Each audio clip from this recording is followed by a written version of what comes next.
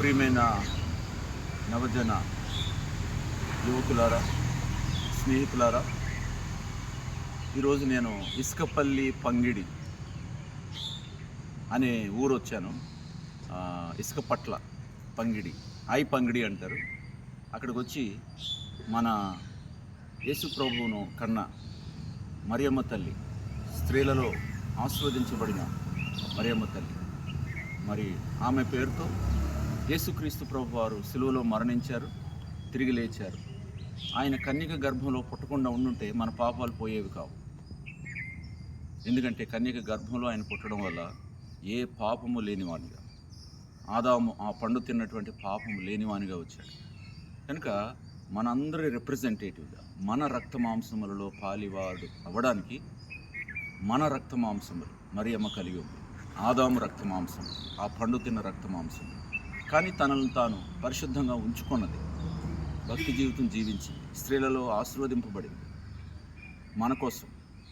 అయితే అంతటికంటే గొప్పగా దేవుణ్ణే మానవునిగా ఈ లోకంలో తీసుకురావడానికి ఆమె ఉపయోగింపబడింది. అందుకని నాకు మరియమ్మ తల్లి అంటే చాలా ఇష్టం. ఆమెను నేను గౌరవిస్తాను, వెనరేట్ చేస్తాను మార్టిన్ లూథర్ గారితో కలిసి. అంతే తప్పితే ఆమెను ఒక దేవతని, దేవుడని నేను పూజించను, నేను గౌరవిస్తాను. మన బైబిల్ అలా చెప్తుంది, స్త్రీలలో ఆశీర్వదింపబడిన దాని. యూదుల 6 రాతి బాణలు అక్కడ ఉన్నాయి, శుద్ధీకరణ ఆచారం. అప్పుడు మరియమ్మ తల్లి యేసుప్రభు వారిని అనింది, కుమారుడా ద్రాక్షారసం అయిపోయింది. యేసుప్రభు వారు అన్నారు, అమ్మా నాతో నీకేమి అన్నారు. కానీ చివరికి తల్లి కోరికనే తీర్చాడు యేసుప్రభు వారు. ఆ 6 రాతి బాణంలో ఉండే నీటిని ద్రాక్షారసంగా మార్చి తన మొదటి అద్భుతాన్ని చేసి, అద్భుతాలతో ఆగిపోలేదు. ఆయన అద్భుతాలు చేసింది సిలువలో ప్రాణం పెట్టాలి, నీ కోసం, నా కోసం. నీ చేతుల్లో పట్టుబడాల్సిన మేకులు ఆయన చేతుల్లో కొట్టించుకున్నాడు, నీ తలపై పెట్టబడాల్సిన ముళ్ళ కిరీటం ఆయన తలపై నీ నా పాపము భయంకరమైనది. మనం క్రైస్తవ మతంలో కొట్టుకుపోతాం. నువ్వు క్యాథలిక్, నేను ప్రొటెస్టెంటు, నాది క్రీస్తు సంఘము, నువ్వు బాప్టిస్టు, ఇలాగ కొట్టుకు చచ్చిపోతున్నాం మనం బతకడానికి. ఏదో రకంగా జనాలను కూర్చోబెట్టి నేనే రైటు, వాళ్ళందరూ తప్పు, అక్కడ వాళ్ళు ఇక్కడికి వచ్చేయండి, ఇక్కడ వాళ్ళు అక్కడికి వెళ్ళిపోండి ఉంటే ఆ డిచ్కి బాబా కూడా ఏం చేస్తాడు? ఆ పిల్లకోడు మనల్ని విడగొట్టి మన చర్చిలు కాల్ చేస్తాడట, వాడు మన సమాధులను తరబి తీస్తాడట, ఇది చేస్తాడు. ఇదేనా దేవుడు? దీనికోసమైనా మనల్ని రక్షించింది? కొట్టుకు చావడానిక, విడిపోవడానిక, రకరకాల డినామినేషన్స్తో, లేక క్రీస్తులో ఐక్యంగా ఉండడానిక?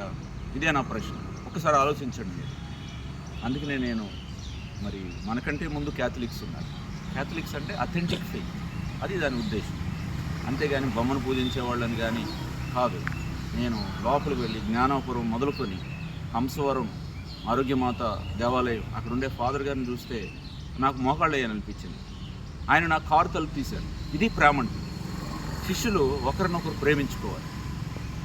గౌరీపట్నం వెళ్ళాలని ఉన్నాను. ఈ లోపల ఏదో జరిగింది. ఇక్కడ ఈ చర్చి కనిపించింది. ఈ చర్చి డిచ్కి బాబా పార్టీ. ఈ చర్చిని కాల్ చేయాలంటే మొదట నన్ను కాల్చాలి. డిచ్కి బాబా గుర్తుపెట్టుకో, నన్ను కాల్చు, తర్వాత నువ్వేమన్నా చేయి, నీ సనాతన రాజ్యం నువ్వు కట్టుకో.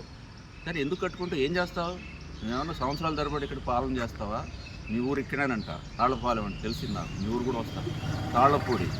ఓకే, మరి నువ్వేం చదువుకున్నావో నాకు తెలీదు. నేను ఇస్రోలో సైంటిస్ట్గా పనిచేసి రాకెట్లు పైకి పంపించి, శాటిలైట్లు పంపించి, ఇండియా పేరుని ప్రపంచం అంతా అందరూ మెచ్చుకునేలాగా చేసి మాట్లాడుతున్నాను.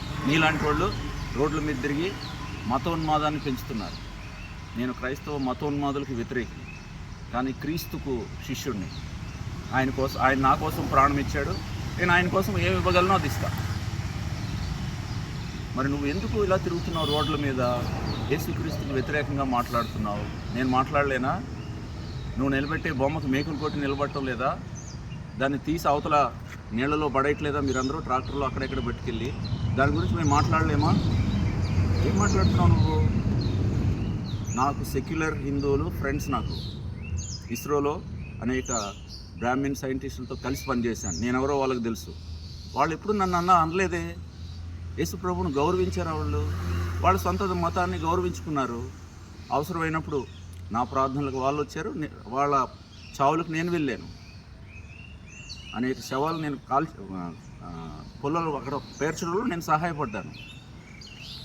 నేను తిరుపతి కొండ మీదకి వచ్చాను చూడటానికి, ఏం జరుగుతుందో చూడటానికి. నువ్వు నా చర్చికి వచ్చి గౌరవించు ఏం జరుగుతుందో ఇక్కడ, అంతేగాని లేనిపోని అబండాలు నువ్వు వేస్తూ అక్కడ ఇలా జరిగింది ఇక్కడ ఇలా జరిగిందని. నేను అబండాలు వేయలేనా?